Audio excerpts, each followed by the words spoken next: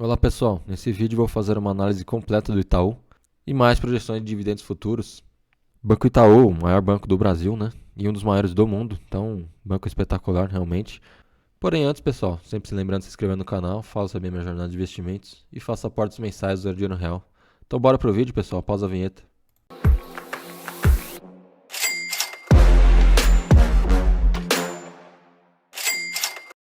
Primeiramente falando um pouco sobre o banco, ele que tem 98 anos de história aqui. Um valor de mercado aqui de 45 bilhões de dólares, tá, pessoal? Em ativos totais aqui ela tem mais de 2 bilhões aqui de reais, ROI recorrente de 20%, pessoal. Esse ROI aqui é espetacular, tá? Equivale aos ROIs aí dos maiores bancos do mundo, né? É a marca mais valiosa do Brasil, com 40,5 bilhões aqui, isso de acordo com o ranking Interbrand em 2021, tá? E aí é uma empresa que tem mais de 100 mil colaboradores aqui, considerando Brasil e exterior, tá? Itaú que está presente em 18 países, pessoal, sendo que 9 são aqui na América Latina e mais 9 aqui na Europa, no mundo aqui, né? E aqui a gente vê um pouco dos seus destaques do primeiro trimestre de 2022. A gente vê que no Brasil aqui ela teve um lucro de 6,6 bilhões aqui, Itaú Corp Banca, que seria aqui Chile, Colômbia e Panamá, ela teve mais 338 milhões, Argentina 175 milhões, Paraguai 62 e Uruguai aqui 123 milhões, tá? Esses são os países que vendem todo o lucro praticamente da empresa, tá? A carteira de crédito aqui no Brasil somou aqui 830 bilhões, tá, pessoal? E aí no Itaú Corp Bank aqui mais 165 milhões, aqui mais um pingado aqui nos outros países.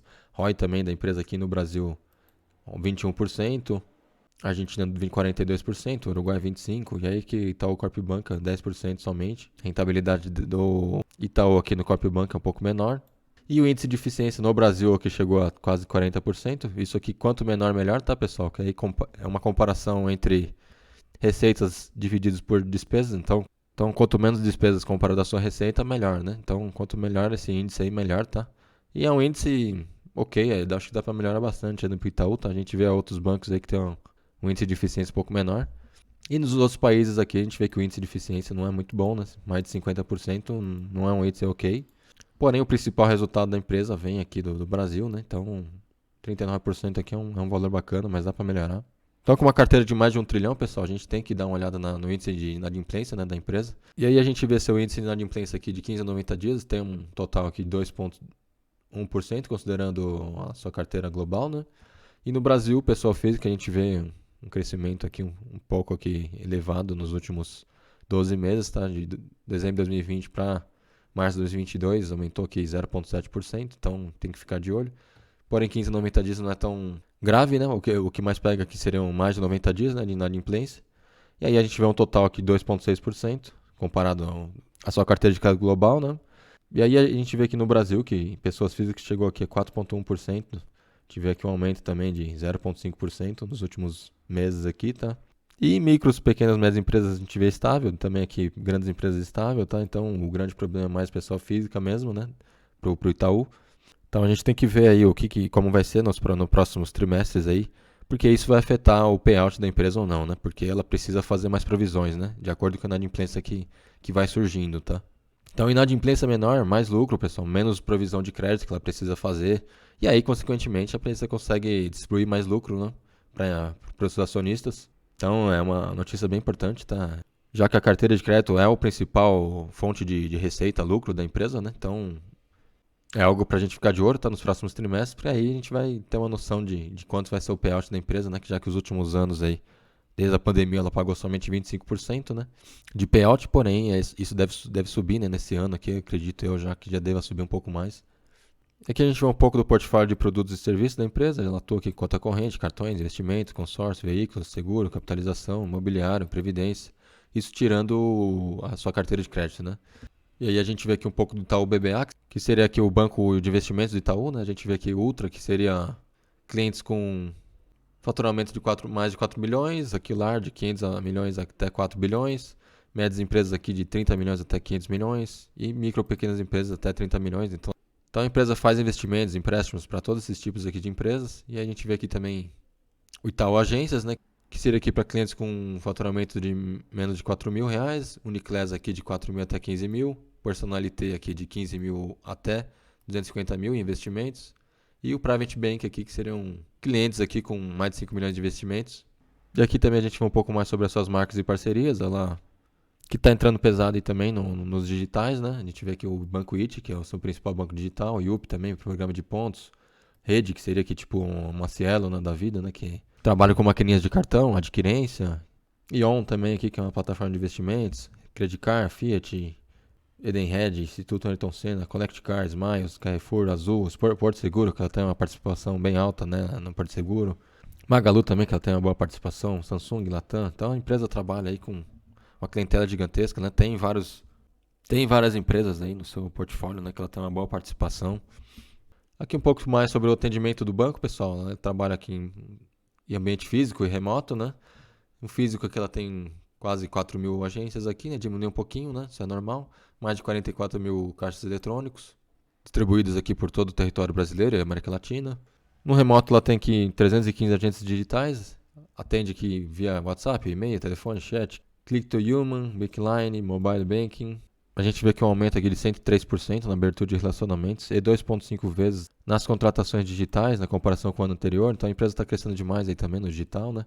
A gente vê aqui que desde 2018 a empresa diminuiu suas agências físicas aqui em 17%.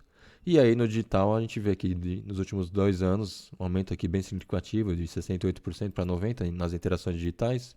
E na cobertura digital aqui também de 62% para 88%. Então a empresa, como todos os outros bancos, né, diminuindo nas suas agências físicas e aumentando no digital, né? E isso é excelente, né? Já que o futuro digital aí vai comandar, né? E menos agências físicas a gente vai ter, né? Não tem muito o que fazer, né? Aqui um pouco dos investimentos em tecnologia que a empresa está fazendo, pessoal. Comparando 2018 com 2022 aqui, houve um aumento aqui de 2 vezes mais nos investimentos de desenvolvimento de soluções, tá?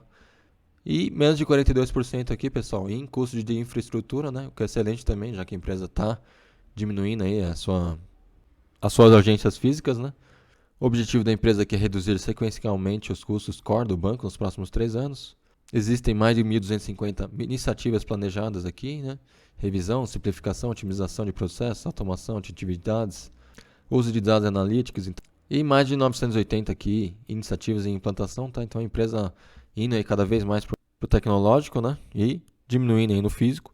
E aqui um pouco sobre o seu índice de eficiência, pessoal. Como eu mencionei no início, né? Quanto menor, melhor. A gente vê aqui que desde 2018 estava em 43%, 44%, 42%, 43%. E aí em 2022 ela diminuiu para menos de 40%, o que é excelente, né? Comparado a anos anteriores. Porém, eu acho que dá para melhorar ainda mais, tá? Eu acho que ano que vem já consegue melhorar um pouco mais isso aqui. E aí aqui a gente vê uma notícia importante. Despesas não decorrentes de juros crescendo em um ritmo inferior ao apresentado pela taxa de inflação. Então, suas despesas não estão crescendo de acordo com a inflação, né? O que é bacana, né? A empresa, além de tudo, ainda está conseguindo combater a inflação, né? Excelente, né? Aqui, pessoal, a gente vê que a empresa lidera aqui em diversos segmentos, com oportunidades de crescimento. Segmento imobiliário aqui é o primeiro lugar entre os bancos privados, 25% de market share em 2022. Empresa que estima aqui uma demanda de 31 milhões aqui de novos domicílios até 2030. Um déficit habitacional aqui, pessoal, de 6 milhões de pessoas no Brasil. Cartões também, ela líder no mercado, 29% aqui de market share em 2021. A mais completa prateleira de cartões, estimativa de crescimento de 20% e de participação no consumo das famílias de 53% em 2022. Um acréscimo aqui de 6 pontos a mais aqui comparado a 2020. A Agro aqui também, a empresa crescendo bastante, um aumento de 35% da sua carteira ao ano, tá? Nos últimos 2 anos. Então a empresa crescendo bastante, tá no agro, né? A gente sabe que o Banco do Brasil é o banco com a maior participação no agro, né? Com a sua carteira de crédito. Porém, Itaú também crescendo bastante nesse segmento. O agro aqui que tem uma agenda de forte crescimento nos próximos anos. O PIB do agronegócio dobrou em 10 anos, tá? No Brasil. Teve participação aqui de 27% no PIB do Brasil em 2020, tá? O agro, então é o principal segmento do Brasil aí. E também, inteligentemente, a empresa emprestando dinheiro para esse pessoal, né? Já que é o maior PIB, né? Então está fazendo muito certo, né? Emprestar dinheiro para essas empresas de agro, tá?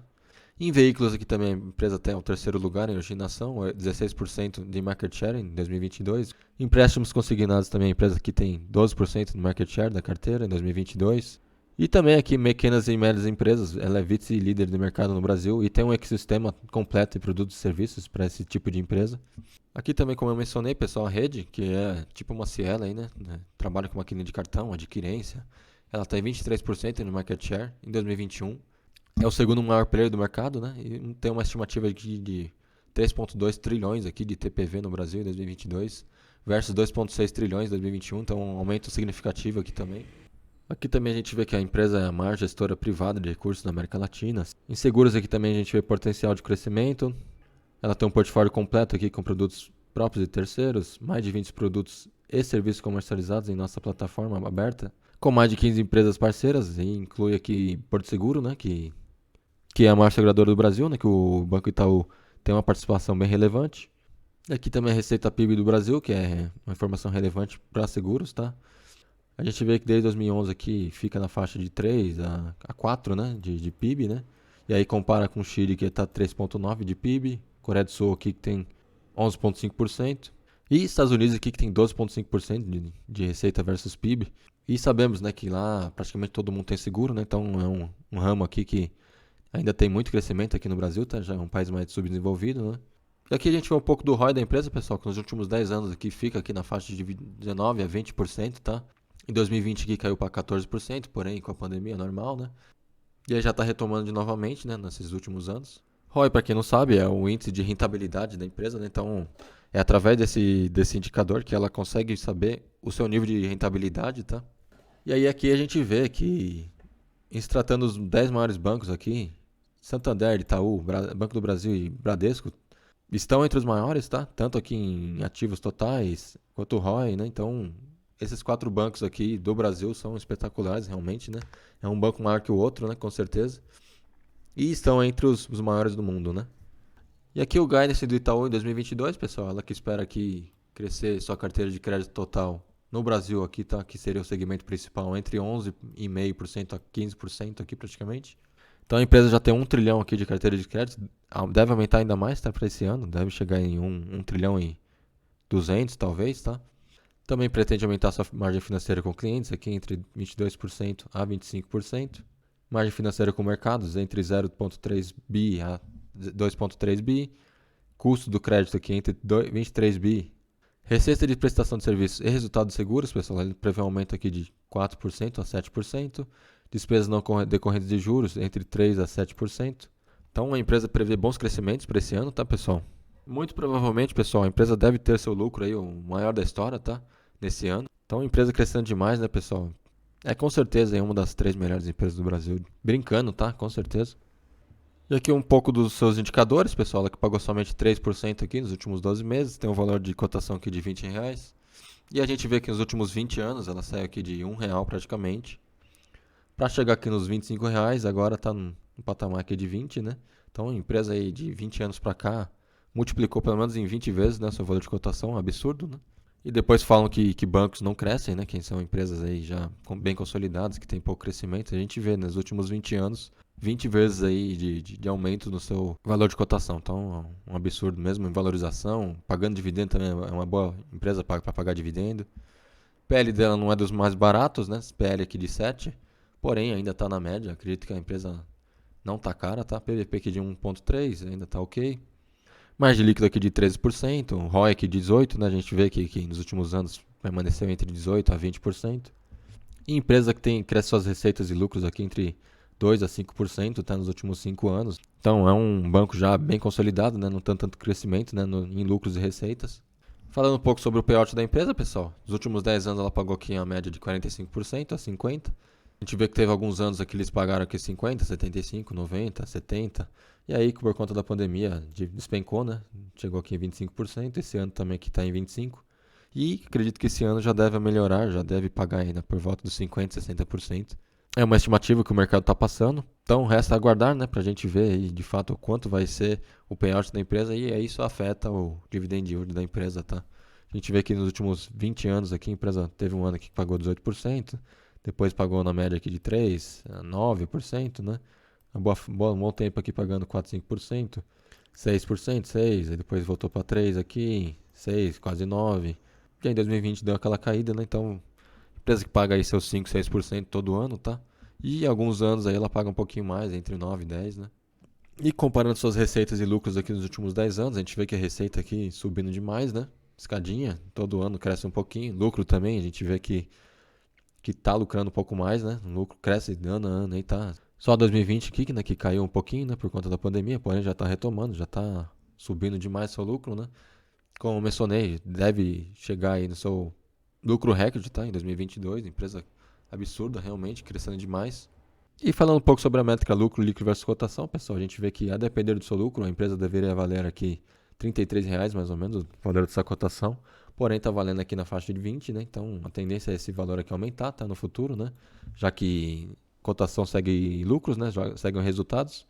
Então, se a empresa continuar aí lucrando recordes, né? A empresa com certeza aí deve seguir isso, né? Sua cotação. E a plataforma GF+, pessoal, projeta aqui um dividend yield de 7,6%, tá? Para o Itaú, com a margem de segurança aqui de 26%. Você consegue comprar até R$ 26 a ação, tá? A GF+, que projeta aqui um payout de 50%, então a GF+, já projetando aí um payout um pouco maior que dos últimos anos, né? Que foi 25%. E uma projeção de lucro aqui de 30 bilhões, aqui um pouco mais de 30 bilhões, tá? Então, um absurdo, né? Realmente um dos maiores lucros aí do ano, tá? Se seguir essa projeção aqui, então realmente é um absurdo. E eu também fiz umas projeções aqui, pessoal, pegando o mesmo valor do AGF+, tá? Acredito que deve ser por volta de 30 bilhões mesmo, que a empresa deve ter de lucro em 2022. E aqui eu fiz algumas projeções de payout de 50, 60, 70%. Se caso a empresa retome aí patamares antes da pandemia, né, que a empresa pagava ali entre 70, 80, 90%, né? Então, se a empresa voltar a pagar aí pelo menos nesses payouts aqui, entre 50% e 70%, o dividend yield já vai ser gigante, né? Então, qual que é o processo aqui, pessoal? A gente pega o lucro líquido, aí, de acordo com essa porcentagem aqui, tem os lucros distribuídos, né? E aí, lucro distribuído divide pelo número total de ações. Esse número total aqui você consegue pegar no status invest, o que dá um valor por ação aqui de R$ 1,55. E aí você divide pelo valor da cotação de hoje, que seria aqui R$ 20,46, tá? O que daria um dividend yield aqui de 7,5%. Para 60% daria um dividend yield aqui de um pouco mais de 9%. E para 70%, pessoal, daria um dividend yield aqui de quase 11%, tá? Se a empresa de fato pagar 70% e a projeção de lucro da empresa for na faixa de 30 bilhões, tá? O que eu acredito que seja realmente para esse ano, para o Itaú. E de acordo com mais projeções de especialistas, pessoal, a gente vê que 2022, de acordo com esses especialistas, só projetam aqui 4,5%, né? Então eles devem estar projetando um payout baixo ainda para esse ano, tá? E aí 2023 já um payout um pouco maior aqui, de 7,5%, 2024 quase 10%, tá? E foi isso, pessoal, do Itaú, banco astronômico, né? Um dos melhores do mundo.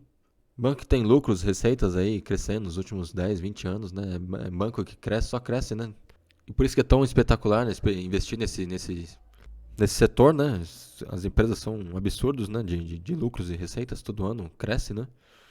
Além de o setor ser um setor aí ultra perene, né? Haja crise ou não, a empresa continua tendo seus lucros lá em cima, né? E foi isso, pessoal. Espero que tenham gostado do vídeo. Até a próxima. Abraço, tchau, tchau.